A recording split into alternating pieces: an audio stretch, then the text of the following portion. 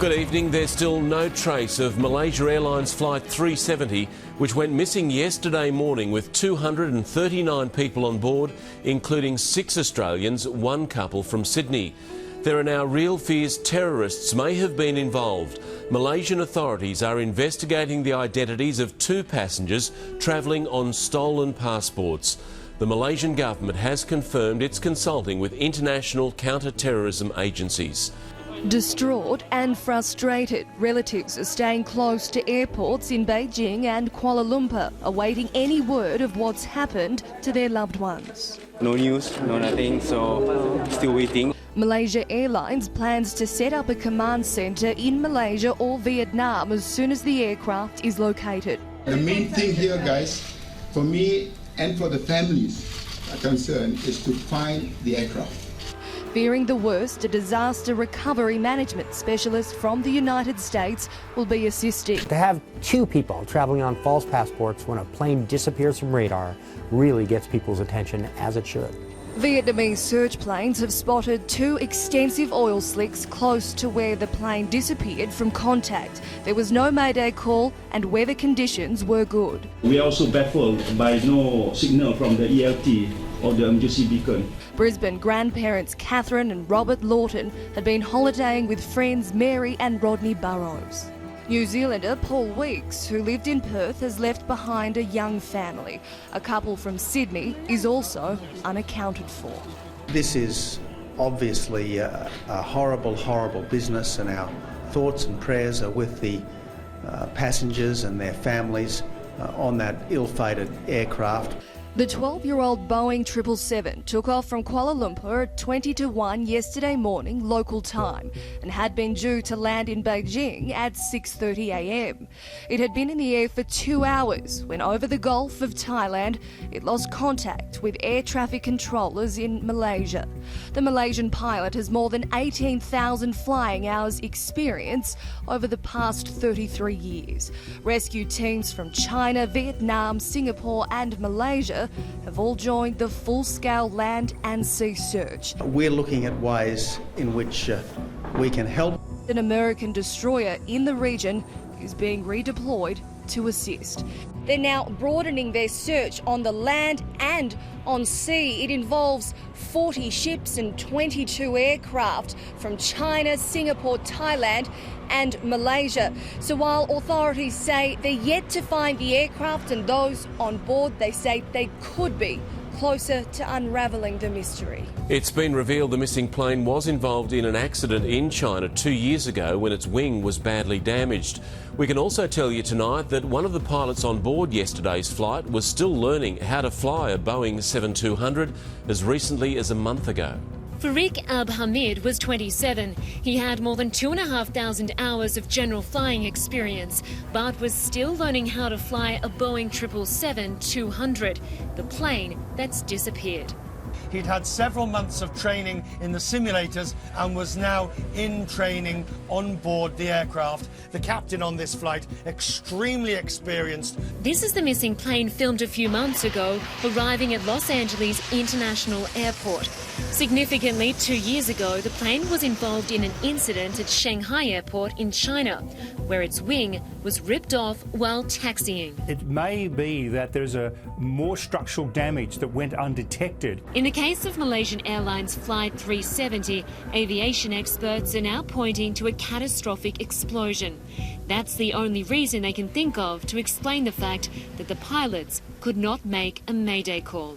That's their first mission, is to save the aeroplane, then communicate. This was thought to be a clue to the fate of flight MH370. A door of the aircraft, the inner part of the door of the aircraft. 2 Australian search aircraft are on the way, each with 18 crew and high-tech surveillance gear. It's got a range of electronic and electro-optic and acoustic systems that will help find debris if it's on the surface of the ocean.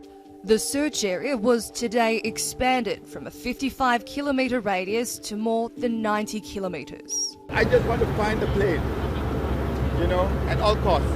It now seems the plane kept flying after its transponder stopped at 1:30 a.m. Saturday. It did a sharp turn to the left, almost a U-turn, and carried on for at least an hour, or 500 kilometres. We just don't know what's happened.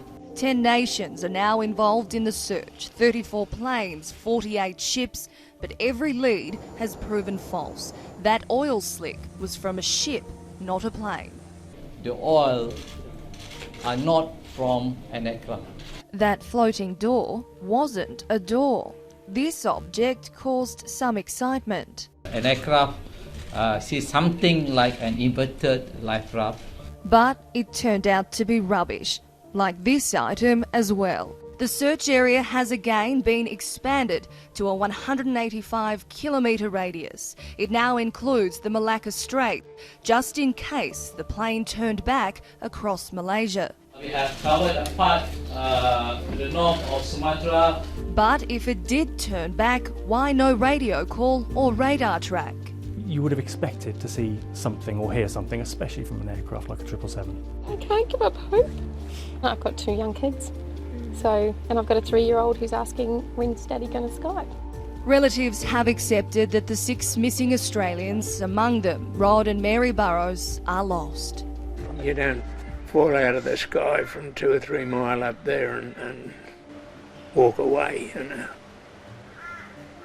No, I don't think there's any hope.